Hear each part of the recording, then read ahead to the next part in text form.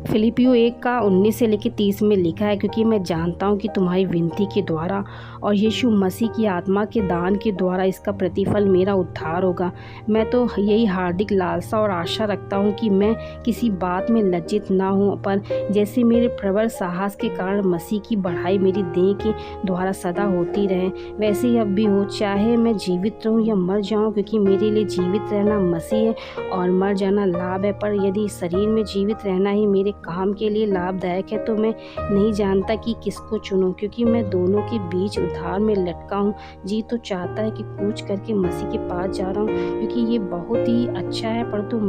शरीर में रहना तुम्हारे कारण और भी आवश्यक है, इसलिए कि मुझे इसका भरोसा है। अतः मैं जानता हूँ कि मैं जीवित रहूँगा, वरन तुम सबके साथ रहूँगा, जिससे तुम विश्वास में दृढ़ होते जाओ और उसमें आनंदित रहो, और जो घमंड तुम में मेरे विषय में करते हो और वह मेरे